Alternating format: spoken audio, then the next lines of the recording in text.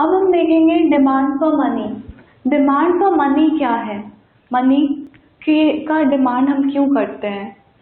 कोई भी मनी का डिमांड, अभी हम लोग देखेंगे मनी के इतने सारे यूजेस हैं, तो हम लोग मनी का डिमांड करेंगे, but apart from that why do we demand for money?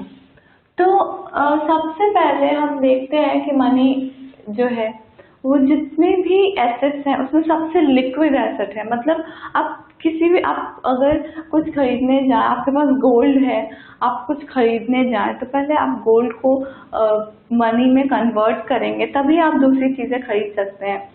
तो लेकिन मनी के फॉर्म में अगर आपके पास मनी है तो आप जाके तुरंत खरीद सकते हैं। मतलब मनी बहुत लिक्विड होता है, जो आप जाके कोई भी चीज मनी दे के उससे खरीद सकते हैं। उसके बाद आप देखते हैं मनी को होल्ड करने के लिए डिमांड फॉर मनी में आते हैं कि आप मनी क्यों होल्ड करना चाहते हैं। उसके बाद आप देखते हैं कि इसमें जो भी, अगर आप मनी खुद में होल्ड करते हैं या बैंक में सेव करते हैं, उस केस में आपको किस केस में ज़्यादा प्रॉफिट है? आपको खुद अपने पास कैश रखने में या फिर उसे बैंक में डिपॉजिट करने में? बैंक में डिपॉजिट करते हैं तो आपको कुछ पैसे इंटरेस्ट मिलते हैं, मतलब आपको प्रॉफिट होता है। तो भी आप बैंक में रखने की जगह खुद के पास पैसे रखते हैं। क्यों? ऐसा क्यों है? क्यों हम मनी को अपने पास रखते हैं? इसकी डिमांड क्यों करते हैं? तो फर्स्ट इसमें तीन टाइप ऑफ मोटिव्स हैं जिसके कारण हम मनी का डिमांड करते हैं। फर्स्ट है ट्रांजैक्शन मोटिव।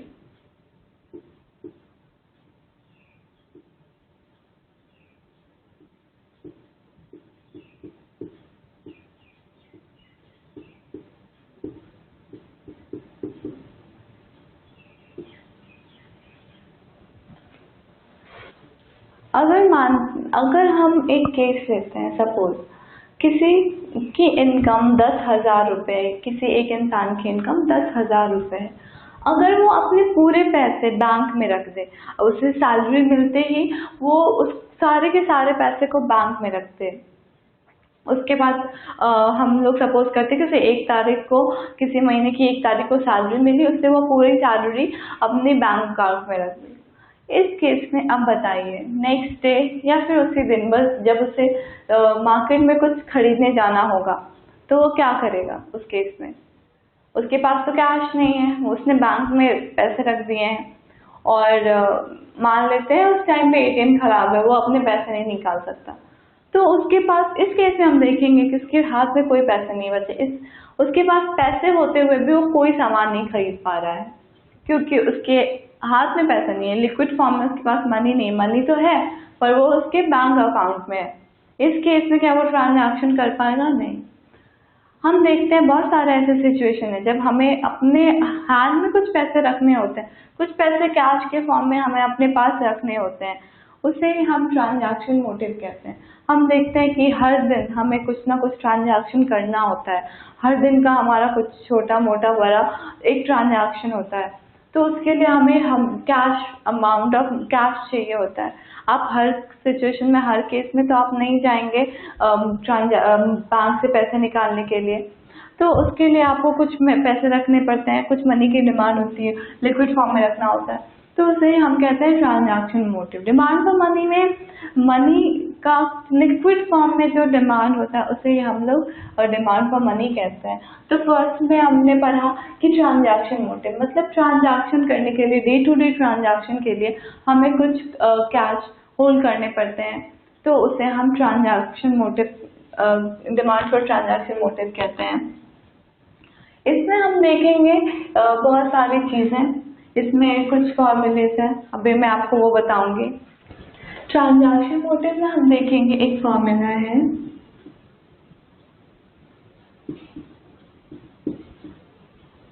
KT।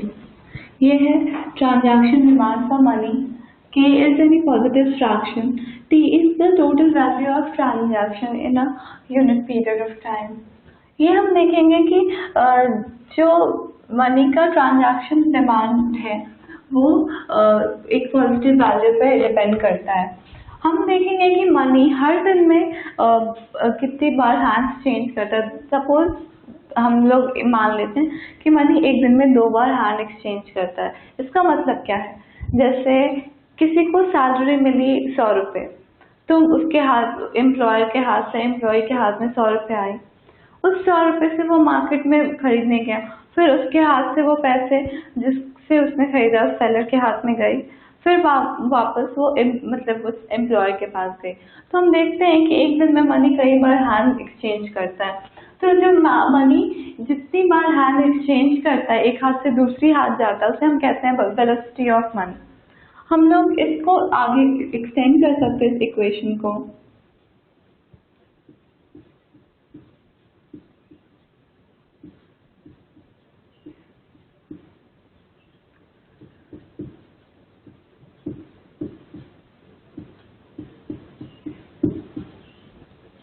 v हो गया हमारा वेलोसिटी ऑफ मनी।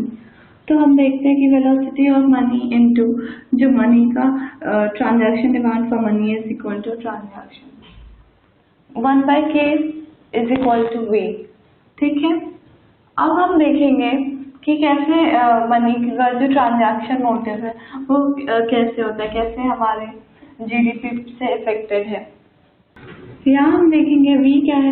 मनी जितनी बार भी हैंड एक्सचेंज करता है, मनी जितनी बार भी सर्कुलेट करता है, उससे हम velocity of circulation of money कहते हैं। तो v हो गया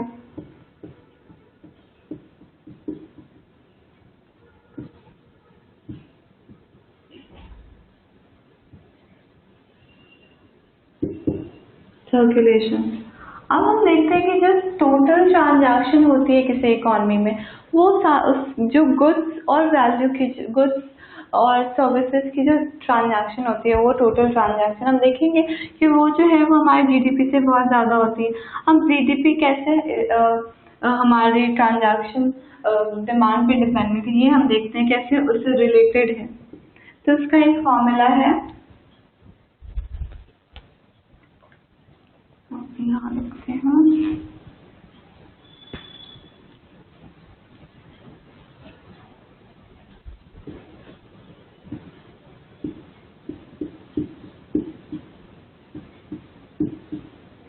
यहाँ P जो है वो price level in the economy,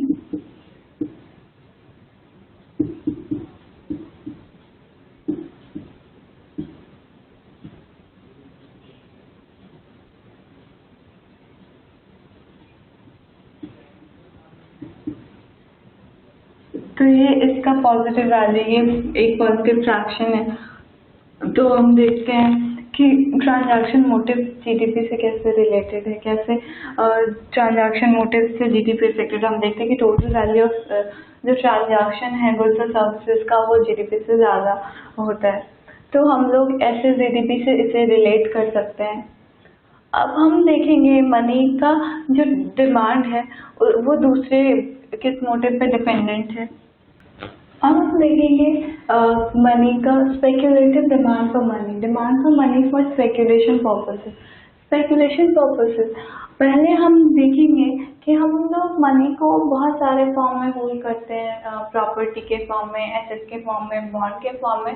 तो चलिए हम लोग मान लेते हैं एक फॉर्म है कि कैश के फॉर्म में करते हैं, दूसरा हम इस सब फॉर्म में होल्ड कर सकते हैं, एसेट हो गया, प्रॉपर्टी हो गया, उसके बाद बॉन्ड्स हो गया, इन सब फॉर्म में। तो इन सबको हम एक मान लेते हैं बॉन्ड, कि मनी को बॉन्ड के फॉर्म में होल्ड करते हैं।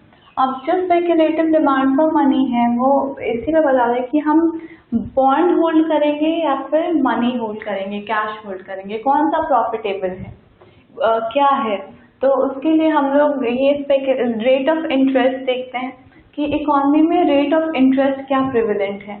अगर हम लोग देखते हैं कि रेट ऑफ इंटरेस्ट हाई है, तो हम लोग देखेंगे कि हमें रेट ऑफ इंटरेस्ट हाई है, मतलब फ्यूचर में हाई होने की संभावना है, तो हम लोग मनी को बॉन्ड्स के रूप में हम लोग होल्ड करेंगे। अगर रेट ऑफ इंटरेस्ट लो है, मतलब अगर लो है, तो हम लोग उसे बॉन्ड्स को सेल कर देंगे। मतलब हम देखते हैं कि जो रेट ऑफ इंटरेस्ट और स्पेक्यूलेटिव डिमांड फॉर मनी है वो इनवर्सली रिलेटेड है। रेट ऑफ इंटरेस्ट हाई होगा तो स्पेक्यूलेटिव डिमांड फॉर मनी लो होगा, और वाइस वर्सा। ये हम देखते हैं कि speculative demand for money rate of interest पे रिलेटेड है। इसका एक ग्राफ है,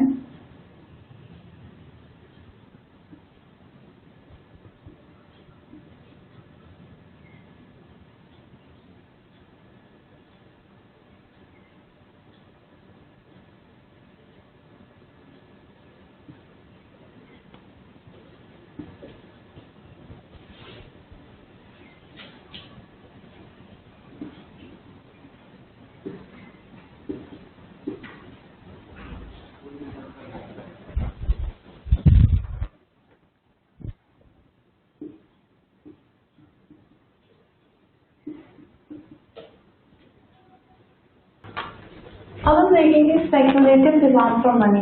स्पेकुलेटिव डिमांड फॉर मनी क्या है, कि लोग क्यों स्पेकुलेशन के लिए डिमांड करते हैं मनी की। हम लोग देखते हैं कि लोग अपने जो भी उनके पास मनी है उसे कैश के फॉर्म में रखते हैं, या फिर लोग उसे बॉन्ड्स, बुलियन, एसेट, प्रॉपर्टी, इन सब के फॉर्म में रखते हैं। तो सब जो सेकंड कैटेगरी उन सबको मिला के हम एक कैटेगरी फॉर्म पर उसको बॉन्ड मान लेते हैं, ठीक है। हम लोग देखेंगे कि जो लोग बॉन्ड होल्ड करते हैं, बॉन्ड होल्ड करने की जो वैल्यू है और जो कैश होल्ड करने की वैल्यू है कौन से ज़्यादा हम कंपेयर करेंगे। सपोज हम देखते हैं कि गवर्नमेंट बॉन्ड क्या है, बॉन्ड एक पेपर होता है जिसपे ये प्रॉमिस किया होता है कि वो इतने after a certain period of time वो मुझे इतने रुपए पे करेगा, ये बॉन्ड होता है। तो हम लोग सपोज करते हैं कि गवर्नमेंट ने 100 रुपीज़ का लोन लिया पब्लिक से, उसने एक बॉन्ड जनरेट किया, उसने लिखा 10, फर्स्ट ईयर में 10 रुपए पे करेगा एंड सेकेंड ईयर में 10 + 100 जो प्रिंसिपल अमाउंट है वो पे करेगा। तो अब हम देखेंगे कि हम इसके बाद हम कंपेयर करेंगे कि अगर हम अपने मनी को बॉन्ड में रखते हैं उससे और अपने मनी को कैश में रखते हैं उससे किसमें हमें ज़्यादा प्रॉफिट है, हम कंपेयर करेंगे। देखेंगे अगर हम जो बॉन्ड में रख रहे हैं मनी, तो हमें 10 रुपीज़ + 110 अमाउंट, 100 रुपीज़ रखने पे हमें इतना अमाउंट मिल रहा है 2 साल के बाद। अब हम देखेंगे कि मनी को अगर हम same amount of money hold करेंगे तो हमें 2 साल बाद कितना मिलेगा। अगर हमें उससे ज़्यादा मिल रहा है, जितना बॉन्ड रखने में मिल रहा है उससे ज़्यादा अगर हमें कैश रखने में मिल रहा है तो हम अपने पास कैश रखेंगे, लेकिन अगर उससे कम मिल रहा है हमें तो हम बॉन्ड में रखेंगे। जो बॉन्ड में रखना है, रखने का जो हम सोचते हैं वो रेट ऑफ इंटरेस्ट पे भी डिपेंड करता है। अगर हम देखते हैं कि रेट ऑफ इंटरेस्ट बहुत हाई है तो लोग मनी को बैंक में रखेंगे, बैंक डिपॉजिट में रखेंगे। उससे क्या होगा कि उनके पास रेट ऑफ इंटरेस्ट ज़्यादा है तो उन्हें बैंक ज़्यादा पे करेगा, और बॉन्ड का अगर कम है, इस केस में बॉन्ड से हमें लेस प्रॉफिट होगा, लोग बैंक डिपॉजिट बैंक में रखेंगे। अगर हम ऐसी सिचुएशन देखते हैं जहाँ की रेट ऑफ इंटरेस्ट ऑलरेडी कम है, लोग एक्सपेक्ट करते हैं कि फ्यूचर में हाई करेगा, तो लोग अपने बॉन्ड्स को मनी में कन्वर्ट कर लेंगे। तो जो स्पेकुलेटिव डिमांड फॉर मनी है वो रेट ऑफ इंटरेस्ट से इन्वर्सली रिलेटेड है। इसका एक डायग्राम हम देखेंगे।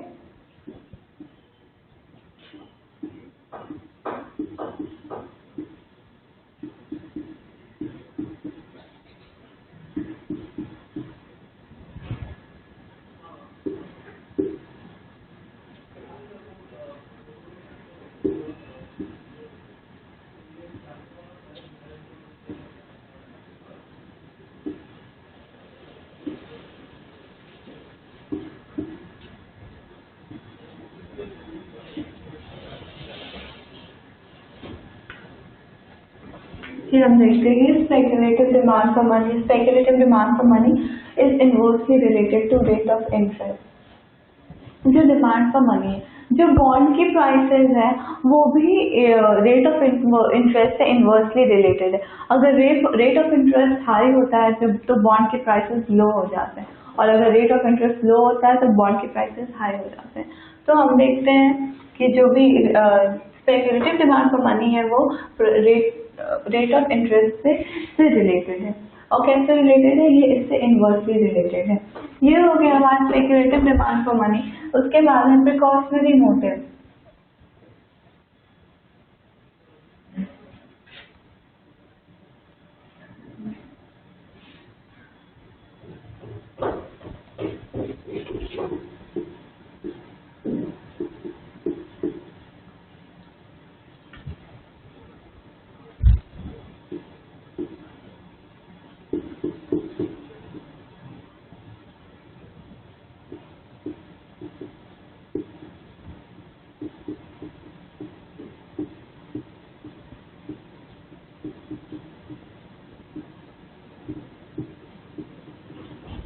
ये क्या प्रिकॉशनरी डिमांड फॉर मनी क्या है, इसमें हम लोग क्या करते हैं, हमने भी देखा स्पेकुलेटिव देख लिया, ट्रांजैक्शन मोटिव देख लिया।